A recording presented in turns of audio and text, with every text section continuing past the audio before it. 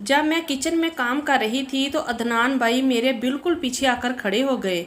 उनकी नज़रें मुझ पर थीं और बोले, तुम इस लिबास में बिल्कुल क़यामत लग रही हो। दूसरी तरफ ज़ाइन मुझे हाई क्लास पार्टनर्स और डांस फ्लोर पर ले जा रहा था, जहां माहौल बिल्कुल अलग था। क्या ये अपनों की नज़रों का बहकावा था या मोहब्बत का इम्तिहान? आओ सुनते हैं मेरी ज़िंदगी का वो सच जो एक रात में सब कुछ बदल गया। मेरा नाम जोया है, मेरी उम्र 22 साल है और मैं मुल्तान शहर की रहने वाली हूँ। हम दो बहनें हैं, बड़ी बहन का नाम निमरा है और उनकी शादी हो चुकी है, जबकि मेरी भी अनकरीब शादी होने वाली है। मेरा एक भाई है जो मुझसे छोटा है और अभी स्कूल और कॉलेज के इम्तिहानात दे रहा है। मेरी मंगनी भी हो चुकी है और मंगेतर का नाम ज़ाइन है जो अपना बिजनेस चलाते हैं और हम दोनों एक दूसरे से बहुत प्यार करते हैं। तो दोस्तों, ये उस वक्त की बात है जब मेरी उम्र 19 साल थी, यानी आज से 3 साल पहले। तब मैं गवर्नमेंट डिग्री कॉलेज मुल्तान में पढ़ती थी, जो कचहरी चौक के साथ वाक़या है। इस ज़माने में मुझ पर नई नई जवानी आई थी और मेरा हुस्न अपने जोबन पर था। कॉलेज का ज़माना था और हम लड़कियां अक्सर आपस में प्यार, मोहब्बत और पसंद की बातें किया करती थी। आज से 3 साल पहले मेरी बहन निमरा अपने शौहर यानी मेरे बहनोई के साथ हमारे यहाँ मायके में रहने के लिए आई हुई थी। मेरे बहनोई एक नहायत शरीफ और अच्छे इंसान है। उनका नाम अदनान है, जो लाहौर में एक प्राइवेट फार्म में काम करते हैं। वो हर किसी से बहुत प्यार, मोहब्बत और इखलाक के साथ मिलने वाले हैं और मेरी बहन उनके साथ बहुत अच्छी अज़दवाजी ज़िंदगी बसर कर रही है। हमारा गिराना थोड़ा खुले और खुश तबे मिजाज का है, इसलिए मैं अपने बहनोई अदनान के साथ भी खासी फ्री थी और उनसे अपने मंगेतर ज़ाइन के बारे में भी बातें कर लिया करती थी। जब निमरा और अदनान हमारे यहाँ रहने के लिए आए तो इन दिनों ज़ैन भी पढ़ाई के सिलसिले में मुल्तान आए हुए थे और ज़िक्रिया यूनिवर्सिटी में पढ़ते थे। इसी बहाने इन्हें भी हमारे घर आकर मुझसे मिलने का मौका मिल जाता था। निमरा और अदनान भाई की मौजूदगी में ज़ाइन आते और हम सब मिलकर खूब बातें करते और बाहर सैर व तफरीह के लिए भी जाते। जब ज़ाइन यूनिवर्सिटी में होते तो मेरा राब्ता उनसे मोबाइल पर रहता था। हम लंबी लंबी बातें करते और एक दूसरे को अपनी नई नई तस्वीरें बनाकर भी भेजते थे। एक दिन जब निमरा और अदनान भाई दोनों शाम के वक्त शॉपिंग के लिए कैंट चले गए और अम्मा अबू भी घर पर मौजूद नहीं थे, तो मैंने ज़ाइन को कॉल की और काफ़ी देर तक हमने एक दूसरे से प्यार मोहब्बत की बातें की। फिर ज़ाइन ने मुझसे कहा कि मैं इसे कुछ नई तस्वीर बनाकर व्हाट्सअप करूं और मैं फ़ौरन राज़ी हो गई। मैंने अपना फेवरेट नीले रंग का सूट और एक जीन्स पहनी जिसमें मैं बहुत खूबसूरत और जज्बे नज़र लग रही थी। अभी मैं तैयार होकर तस्वीर लेने ही वाली थी कि बाहर गाड़ी का हॉर्न बजा। ये अदनान भाई की कार थी। मुझे इस वक्त उनके इतनी जल्दी वापस आने की बिल्कुल खुशी नहीं हुई, लेकिन क्या करती। दरवाज़ा खुला तो पता चला कि वो अकेले आए हैं। निमरा को कैंट में अपनी कोई पुरानी दोस्त मिल गई थी और वो उसके साथ उसके घर चली गई थी, इसलिए अदनान भाई जल्दी वापस आ गए थे। अंदर आकर इन्होंने मुझे गौर से देखा और फिर हंसकर बोले, ज़ाइन के साथ शॉपिंग पर जाने का तो इरादा नहीं क्या तुम्हारा? मैं भी हंस दी और कहा, नहीं, ऐसी किस्मत कहाँ हमारी कि हम बाहर घूमने जा सकें। ये कहकर मैं किचन में चली गई ताकि रात के लिए खाने का कुछ बंदोबस्त कर सकूं, क्योंकि तस्वीरें बनाना तो अब मुश्किल था।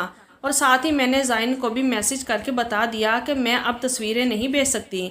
जब मैं किचन में काम में मसरूफ़ थी तो अदनान भाई किचन में आए और मुझसे पानी मांगा। मैंने गिलास में पानी डालकर दिया और ख़ुद दोबारा चूल्हे की तरफ मुड़कर काम में मसरूफ़ हो गई। कुछ देर गुजरने के बाद मुझे एहसास हुआ कि अदनान भाई अभी तक किचन में ही मौजूद हैं। मैंने मुड़कर देखा तो वो बिल्कुल मेरे पीछे खड़े थे और उनकी नज़रें मुसलसल मेरी तरफ थी। ये देखकर मुझे एक लम्हे के लिए खुशी भी हुई और बुरा भी लगा। खुशी इसलिए कि मुझे अपने हुस्न और खूबसूरती पर फ़ख्र महसूस हुआ, जिसने मेरे बहनोई को भी थोड़ा बहका दिया था, और बुरा इसलिए कि मोमन मैं घर में इस तरह की ड्रेसिंग नहीं करती थी। मैंने इन्हें मुखातिब करके पूछा, अदनान भाई क्या हुआ, कुछ और चाहिए क्या आपको? वो एकदम चौंके और मेरी तरफ देखकर बोले, नहीं, कुछ नहीं, बस ऐसे ही कमरे में अकेला बैठे बोर हो रहा था तो सोचा कुछ देर अपनी साली से गपशप ही लगा ली जाए। मैं भी मुस्कुरा दी और कहा, जी ज़रूर। हम दोनों बातें करने लगे। कुछ देर बाद अदनान भाई ने मेरी तारीफ करते हुए कहा, तुम तो इस लिबास में बिल्कुल क़यामत लग रही हो। मेरा चेहरा खुशी और शर्म से सुर्ख हो गया क्योंकि मुझे अपनी तारीफ सुनना अच्छा लगता था। फिर वो बोले, ज़ाइन तो बहुत खुशकिस्मत है जिसको तुम जैसी लड़की मिली है। उनके मुंह से अपनी इतनी तारीफ सुनकर मैं एक लम्हे के लिए हक्का बक्का रह गई, मगर माहौल को नॉर्मल रखने के लिए मैंने कहा, मेरी बहन भी कुछ कम खूबसूरत तो नहीं है। जिस पर वो मुस्कुरा दिए और बोले, हाँ तुम दोनों बहनें बहुत खूबसूरत हो, मगर निम्रा अब कुछ मोटी हो चुकी है और वो पहले जैसी नहीं रही, जबकि तुम अभी जवान हो और बहुत ज़्यादा खूबसूरत हो। फिर मैंने कहा कि मुझे इस ड्रेस में उलझन हो रही है, मैं शलवार कमीज़ पहनकर आती हूँ। मगर इन्होंने फ़ौरन रोका और कहा, नहीं तुम इस ड्रेस में बहुत प्यारी लग रही हो, कुछ देर ठहरो, मैं इन कपड़ों में तुम्हारी कुछ तस्वीरें बना लूँ, फिर चेंज कर लेना, ताकि मैं तुम्हारी इस खूबसूरती को महफूज कर सकूं और बार बार देख सकूं। ये कहकर वो मुझे मेरे कमरे में ले गए और अपने मोबाइल से मेरी 3-4 तस्वीर बनाई। इतने में निम्रा का फ़ोन आ गया कि इसे कैंट से लेने आ जाए, तो अदनान भाई गाड़ी लेकर निम्रा को लेने चले गए। इस दौरान मैंने कपड़े चेंज किए और किचन का काम मुकम्मल किया। थोड़ी देर बाद सब लोग घर वापस आ चुके थे। हमने मिलकर रात का खाना खाया और अम्मा अब्बू अपने कमरे में चले गए। जब भी निम्रा और अदनान हमारे यहाँ रहते थे तो हम एक ही बड़े कमरे में सोते थे, क्योंकि हफीज़ यानी मेरा छोटा भाई अपने कमरे में किसी को आने नहीं देता था। निम्रा और अदनान बेड पर लेट गए और मैं नीचे चारपाई पर लेट गई। रात को मुझे इन दोनों की हल्की हल्की प्यार भरी बातों की आवाज़ें आ रही थीं। मैं कुछ देर खामोश लेटी रही, फिर मैंने इन्हें महसूस करवाया कि मैं जाग रही हूँ। निम्रा फौरन खामोश हो गई और चादर ओढ़ ली। मैंने उठकर इनसे कहा कि मुझे भूख लगी है और किचन में जा रही हूँ। इन्होंने अपने लिए भी दूध मंगवाया। मैं किचन से उनके लिए दूध लेकर आई। सबने दूध पिया और फिर अपने अपने बिस्तर पर सो गए। सुबह नाश्ते के बाद दोपहर के वक्त निम्रा और अदनान भाई लाहौर के लिए रवाना हो गए। अगले दिन ज़ाइन हमारे घर आया और रात के खाने तक रुका। वो खाने के दौरान भी चोरी चोरी मुझे देखता रहा और मौका मिलते ही इशारे करता। रात को वो हॉस्टल वापस चला गया। इसके बाद फ़ोन पर हमारी बातचीत और मैसेजिंग जारी रही। वो बार बार मुझसे मोहब्बत का इजहार करता और कहता कि मैं कब इसके साथ बाहर घूमने चलूँगी। अंदर ही अंदर मैं भी यही चाहती थी कि वो मुझे लेकर जाए और हम अच्छा वक्त साथ गुजारें, मगर मैं खुलकर इजहार नहीं कर पाती थी। कुछ दिनों बाद ज़ाइन दोबारा हमारे घर आए। वो मुझे बार बार छत पर आने का इशारा कर रहा था, क्योंकि नीचे अम्मा मौजूद थी और उनके होते हुए अकेले बात करना मुमकिन नहीं था। जब मैं किचन में चाय बनाने गई तो ज़ाइन भी अम्मा के कहने पर नेट्स लेने किचन में आ गया। वहाँ हमने कुछ लम्हात अकेले गुजारे, प्यार भरी बातें की और फिर वो डाइनिंग टेबल पर आकर बैठ गया। वो अम्मा के सामने भी मेरी बचपन की शरारतें सुनाता रहा, जिससे मुझे इस पर और ज़्यादा प्यार आ रहा था। फिर उसने मेरा मोबाइल मांगा और अपने लैपटॉप से कनेक्ट करके इसमें एक मूवी ट्रांसफ़र कर दी। रात को जब अब्बू घर आए तो ज़ाइन उनसे मिलकर हॉस्टल चला गया। सोने से पहले मैंने वो मूवी देखी और हमने फ़ोन पर काफ़ी देर तक प्यार भरी बातें की। एक दिन ज़ाइन ने घर आकर बताया कि उसकी यूनिवर्सिटी में एक बहुत बड़ा म्यूज़िक फंक्शन हो रहा है, जिसमें मशहूर सिंगर्स फ़ाखर और शहराज एप्पल आ रही हैं। ये सुनते ही मैं ज़िद करने लगी कि मुझे भी जाना है। अब्बू पहले तो थोड़ा हिचकिचाए, क्योंकि इन्होंने मुझे पहले कभी यूं ज़ाइन के साथ अकेले नहीं भेजा था, मगर मेरी मिन्नत समाजत और ज़ाइन की जिम्मेदारी लेने पर अब्बू राज़ी हो गए। इन्होंने ज़ाइन से वादा लिया कि रात 11 बजे तक वो मुझे हर हाल में घर वापस पहुंचाएगा। फंक्शन वाले दिन ज़ाइन मुझे लेने आया। उसने मुझसे फरमाइश की कि मैं वही ब्लैक साड़ी पहनूं जो मैंने अपनी बहन निम्रा की शादी पर पहनी थी। मैंने उसकी पसंद की साड़ी पहनी और तैयार हुई। ज़ाइन मुझे देखकर दंग रह गया और तारीफी नज़रों से देखता रहा। हम मोटरसाइकिल पर जाने लगे थे, मगर अब्बू ने अपनी गाड़ी की चाबी दे दी कि गाड़ी पर जाओ। हम शाम 7:25 पर यूनिवर्सिटी पहुँचे। वहाँ का माहौल बहुत ज़बरदस्त था। रंग बिरंगी लाइट्स थी और नौजवानों का हुजूम था। लड़के और लड़कियाँ हाथों में हाथ डाले घूम रहे थे।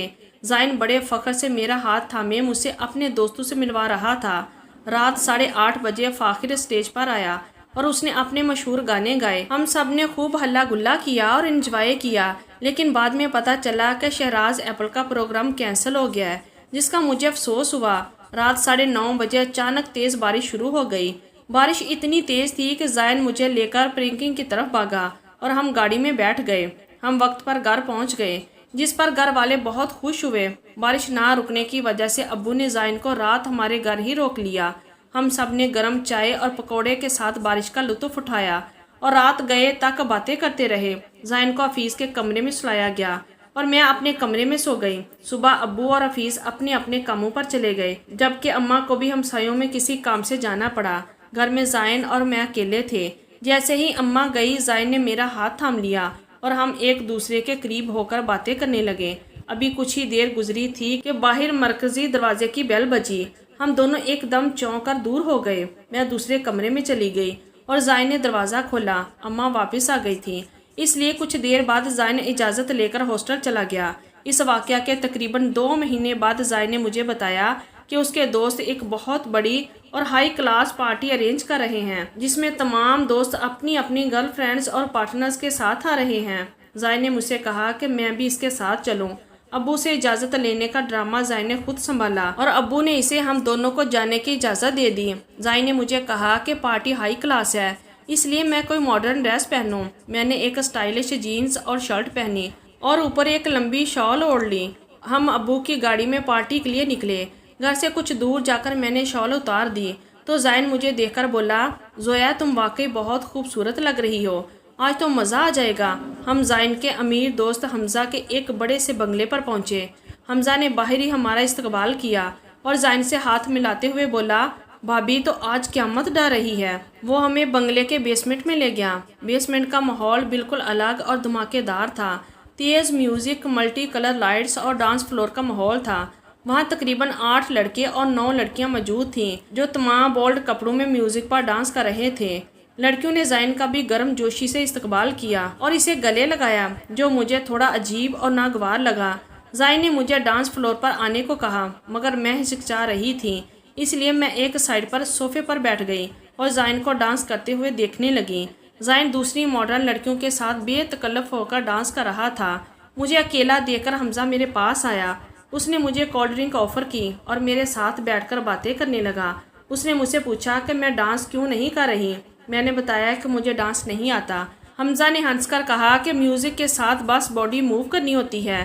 اس نے اپنا ہاتھ میری طرف بڑھایا اور ڈانس کی آفر کی۔ میں نے سوچا کہ اگر میں حمزہ کے ساتھ ڈانس فلور پر جاؤں گی تو شاید زائن کو غیرت آئے گی اور وہ ان لڑکیوں کو چھوڑ کر میرے پاس آئے گا۔